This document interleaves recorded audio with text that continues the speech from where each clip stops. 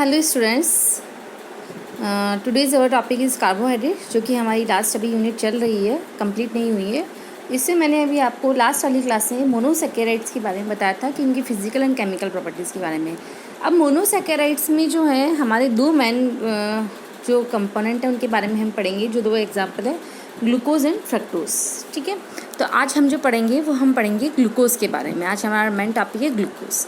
Glucose is the most common monosaccharides. It is known as the dextrose because it occurs in nature as optically active dextro rotatory isomers. Dextrose ही बोलते हैं क्योंकि dextro rotatory isomer के रूप में ही हमें मिलता है. Glucose in present in most sweets, fruits, specially in grapes and in Honey. Glucose किस किस से मिलता है ये आपको बताने की जरूरत है, कि आपको सबको पता है glucose it means sweeter taste. ठीक है, it is essential constituents of the human blood, as blood normally contains 65 to 110 milligram of glucose per 100 ml. In diabetic persons the level may be much higher. Diabetic लेकिन but जब हम glucose का access होता है हमारी body में तो हमें एक बीमारी भी होती है जिसे हम जनरली क्या बोलते हैं, डायबिटीज़ बोलते हैं. प्रिपरेशंस, हम जस्ट इसके आज प्रिपरेशंस, केमिकल, फिजिकल प्रॉपर्टीज़ इसके बारे में पढ़ेंगे. दो मेन मोनोसैकेराइड्स हैं जिसके बारे में आपको अलग से दिया गया है. फर्स्ट है from starch. D glucose is produced commercially by hydrolysis और starch with dilute HCl at high temperature and pressure. Starch है C6H10O5, उसके रिएक्शन आप हाइड्रोलिसिस करा रहे हैं HCl से तो ग्लूकोज बनता है. From sucrose in laboratory, glucose is prepared by the hydrolysis of cane sugar. Cane sugar it means sucrose with dilute HCl और H2SO4 इन एल्कोहलिक सॉल्यूशन. सुक्रोज जो है वो आपका होता है C12H20O11. जब हम इसका हाइड्रोलिसिस कराते हैं तो हमें टू कंपोनेंट ऑफ या two molecules of glucose plus fructose का आपको मिलता है. Glucose and fructose are obtained in the equal amounts, but glucose is much less soluble than fructose. Glucose is separated out on the cooling on the addition. ठीक है, अब जब हम जो ग्लूकोज होता है यदि हम इसको जब कूल करते हैं तो सुक्रोज और फ्रक्टोज में से जो ग्लूकोज होता है वो आपका सेपरेट आउट हो जाता है. अब है हमारा फिजिकल प्रॉपर्टीज़. फिजिकल प्रॉपर्टीज़ में है it is crystalline solid with melting point 146 degree centigrade. It is soluble in water but sparingly soluble in alcohol and insoluble in ether. It forms monohydrate. It is optically active. Its solution is dextrorotatory. The optical rotation of its fresh solution is 112 degree. It sweets in test. जैसे कि आपको पता है कि ये जो है खाने में जो होती है वो बिल्कुल मीठी होती है, मोनोहाइड्रेट होती है. इसका मेल्टिंग पॉइंट 118 डिग्री सेंटीग्रेड होता है, कलरलेस होता है, क्रिस्टलाइन सॉलिड होता है. ठीक है, ऑप्टिकली एक्टिव होता है, जैसे कि मैंने बताया डेक्स्ट्रो रोटेटरी आइसोमर्स के रूप में हमें मिलता है. अब इसके स्ट्रक्चर में हम पढ़ते हैं पहले ओपन चेन स्ट्रक्चर. इसका जो मॉलिक्यूलर फॉर्मूला है वो क्या है आपका C6H12O6. Presence of straight chain of 6 carbon atom C6H12O6, यानी कि इसमें हमारे 6 कार्बन प्रेजेंट हैं. Reduction of the glucose with sodium borohydrate और catalytic hydrogenation using the nickel catalyst giving the correspondence alcohol D-glucotol, जिसे बोलते हैं sorbitol. Reduction of sorbitol with red phosphorus and hydrogen iodide at 100 degree centigrade वो हमें hexane देता है. जैसे हमने सुक्रोज लिया, सुक्रोज का हम सोडियम बोरोहाइड्रेट की उपस्थिति में रिडक्शन करवा रहे हैं तो हमें क्या मिला, ग्लूक्यूटॉल मिला C6H14O6, जिसे हम क्या बोलते हैं, सॉर्बिटॉल भी बोलते हैं. फिर हम इसका रिडक्शन कर रहे हैं फास्फोरस और हाइड्रोजन आयोडाइड के प्रेजेंस में तो हमें एन हेक्सेन मिला. हेक्सेन यानी 6 कार्बन की यहाँ पे आपकी चेन मिली है, आपको एल्केन मिला है. The formation of n hexane indicates the presence of straight chain of 6 carbon atom in the glucose. अब है absence of the aldehydic group. इसके अंदर कोई भी एल्डिहाइडिक ग्रुप प्रेजेंट नहीं है एन हेक्सेन्स में. ठीक है, glucose is readily dissolve in the water. Its water solution is neutral. The indicate the absence of the आपका एसिडिक ग्रुप की जो ग्लूकोज की जब हम वाटर से रिएक्शन कराते हैं तो इजीली सॉल्युबल हो जाता है. ठीक है, वो न्यूट्रल होता है तो इसका मतलब उसमें कार्बोक्सिलिक ग्रुप प्रेजेंट नहीं है. Presence of the carbonyl group. Carbonyl group presence है या नहीं है, CHO या COO ग्रुप है प्रेजेंस है या नहीं है, इसके लिए हम कैसे बताएंगे कि जब हम इसकी रिएक्शन हाइड्रोजन साइनाइड से कराते हैं तो जो ग्लूकोज होता है वो साइनोहाइड्रीन देता है. क्यों देता है, क्योंकि उसमें एसिमेट्रिक कार्बन एटम प्रेजेंट होता है. तो HCN से रिएक्शन कराने पे आपको मिला साइनोहाइड्रेन मिला. यदि हम इसकी रिएक्शंस हाइड्रोक्सिल एमीन से कराते हैं तो जो ग्लूकोज होता है वो हमें ऑक्सीजन देता है. जैसे कि आपने देखा कि इसकी रिएक्शन आपने हाइड्रोक्सिल एमीन से कराया तो एक वाटर मॉलिक्यूल निकल जाता है, बाकी आपको एडिशन प्रोडक्ट मिलता है. तो ये रिएक्शन जो होती है वो इंडिकेट करती है कि आपका इसके अंदर जो है वो एल्डिहाइड ग्रुप या कीटोनिक ग्रुप प्रेजेंट है। फिफ्थ आता है एल्डिहाइड ग्रुप। अब एल्डिहाइड और कीटोनिक ग्रुप प्रेजेंट है, लेकिन अब इसमें एल्डिहाइड ग्रुप प्रेजेंट है या इसमें कीटोनिक ग्रुप प्रेजेंट है। पहले आपने देखा कि कार्बोक्सिल ग्रुप तो आपका एब्सेंट हो गया, क्योंकि इसमें जो भी आपने वाटर से जो इसकी रिएक्शन कराई वो इसका न्यूट्रल सॉल्यूशन मिला। अब एल्डिहाइड को कीटोनिक ग्रुप प्रेजेंट हो गया।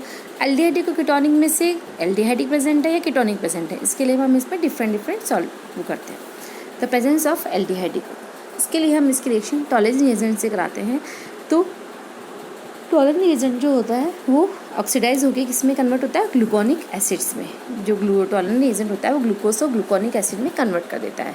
आपने इस टॉलेंस रिएजेंट होता है आपका silver nitrate plus ammonium hydroxide का सॉल्यूशन होता है। ये आपका टॉलेंट रिएजेंट होता है। तो आपसे कई बार पूछा जाता है what is a Tollens reagent, तो आपको आना चाहिए silver nitrate plus ammonium hydroxide का सॉल्यूशन। तो इसकी रिएक्शन आपने कराई तो आपका जो एल्डिहाइड ग्रुप होता है वो किस में कन्वर्ट होता है, एसिडिक ग्रुप में कन्वर्ट होता है। ऐसे हम बोलते हैं ग्लूकोनिक एसिड। और जब हम फेलिंग सॉल्यूशन से कराते हैं तो फेलिंग सॉल्यूशन जो होता है वहाँ पे क्या होता है, आपका एल्डिहाइड ग्रुप जो होगा वो कीटोनिक ग्रुप में कन्वर्ट होगा, और जो क्यूप्रस होगा वो आपका किस में कन्वर्ट हो जाएगा, रेड पीपीटी मिलेगा क्यूप्रस ऑक्साइड का। Presence of terminal aldehyde group. अब एल्डिहाइड ग्रुप प्रेजेंट है, लेकिन एल्डिहाइड ग्रुप टर्मिनल में प्रेजेंट है या सेंटर में प्रेजेंस है, इसके लिए हम देखेंगे oxidation of glucose with bromine water gives gluconic acid monocarboxylic acid which contains the same number of carbon as in the glucose. Presence of terminal aldehyde group के बारे में बात की थी हमने। तो oxidation of glucose with bromine water gives gluconic acids which contains the same number of carbon atom as in the glucose, therefore the carbonyl must be aldehyde group. तो इतना तो कंफर्म हो गया आपको फेलिंग और टॉलेंस रिएजेंट की जो आपने रिएक्शन करवाई तो कि एल्डिहाइड ग्रुप इसमें प्रेजेंट है। ठीक है। Gluconic acid on reduction with red phosphorus and hydrogen iodide give N-hexanic acids. This indicate the presence of aldehyde group as one end of the carbon chain. या जब हम एल्डिहाइड ग्रुप का phosphorus और से reaction करवाते हैं तो इससे आपको पता लगता है कि यहाँ पे जो आपका एल्डिहाइड ग्रुप है वो ये करता है कि वन ऑफ द एंड जहाँ पे कार्बन की चेन एंड हो रही है वहाँ पे ये प्रेजेंट है। Presence of the 5 hydroxyl group, the reaction of the glucose with acetic anhydride in the presence of the pyridine gives the glucose pentacetate। जब हम एसिटिक एनहाइड्राइड से रिएक्शन करवाते हैं इसके पायरिडीन के प्रेजेंस में तो हमारा ग्लूकोज पेंटाएसिटेट मिलता है, जो ये बताता है कि इसके अंदर आपके 5 हाइड्रोक्सिल ग्रुप हैं। ये जो 5 हाइड्रोक्सिल ग्रुप होते हैं वो हमारे COCOCH ग्रुप द्वारा रिप्लेस हो जाते हैं। Presence of the terminal CH2OH group, oxidation of the glucose with strong oxidising agent HNO3 gives a dicarboxylic acid, glucaric acid or saccharic acid and containing same number of carbon atom as in the glucose or in the gluconic acid. Since the oxidation occurs with the loss of the 2 hydrogen atom, glucose must contain primary alcoholic group besides the CHO group. जो हम इसकी reaction HNO3 से करा रहे हैं तो हमें ग्लूकेरिक acid या सैकेरिक एसिड मिल रहा है। अब ये तो था हमारा कि रिंग स्ट्रक्चर में एल्डिहाइड ग्रुप प्रेजेंट है या कीटोनिक ग्रुप प्रेजेंट है। अब हम बात करते हैं construction of the open chain structure इसकी हम कैसे बनेंगे। इन सब रिएक्शंस की बेस पे हमने इसकी स्ट्रक्चर लिखी है CH2OH, CHOH, CHOH, CHOH और CHOH। तो 6 कार्बन चेन है। टर्मिनल आपका एल्डिहाइड ग्रुप है।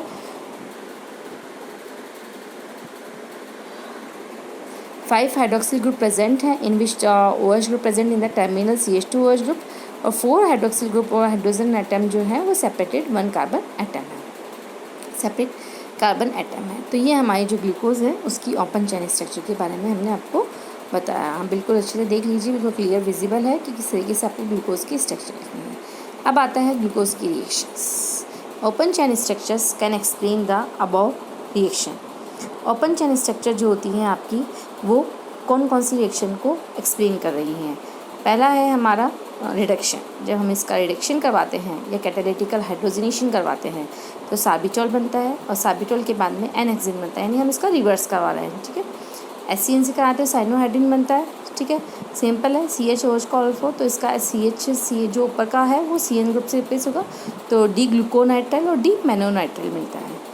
हाइड्रोक्सिल एमिन से जब हम इसकी रिएक्शन कराते हैं तो ऑक्सीन बनता है। CHOH का होल फॉर CH2OH, इसकी रिएक्शन जब आपने H2NOH से कराई है तो वहाँ पे आपका H2 मॉलिक्यूल निकल जाएगा, CH डबल बॉन्ड NOH हो जाएगा। तो जो भी ध्यान रखना है कि आपको रिएक्शन में जो है जनरली वो आपकी एल्डिहाइड ग्रुप से रिएक्शन होती है। एसिटिक एनहाइड्रेट से करा रहे हैं तो एसिटिक एनहाइड्रेट में जो होगा वो हमारा बीच वाला सेंटर वाला जो पार्ट है उसका जो हाइड्रोजन होगा वो रिप्लेस होगा OCO-CH3 ग्रुप से, ठीक है, वाटर मॉलिक्यूल निकल जाएगा। Oxidation with bromine and hydrogen, जब हम ब्रोमीन और हाइड्रोजन से ऑक्सीडेशन कराते हैं तो सबसे पहले वाले ऑक्सीडेशन में क्या होता है, हमारा CHO ग्रुप है उसका ऑक्सीडेशन होता है COOH ग्रुप में, ठीक है। फिर हम इसका यदि वापस से हम रेड फास्फोरस और हाइड्रोजन आयोडाइड से कराते हैं तो जो CHOH ग्रुप होता है इसका कन्वर्ट होता है, ये एल्केन में ग्रुप में कन्वर्ट होता है तो एन हेक्सेनोइक एसिड मिलता है।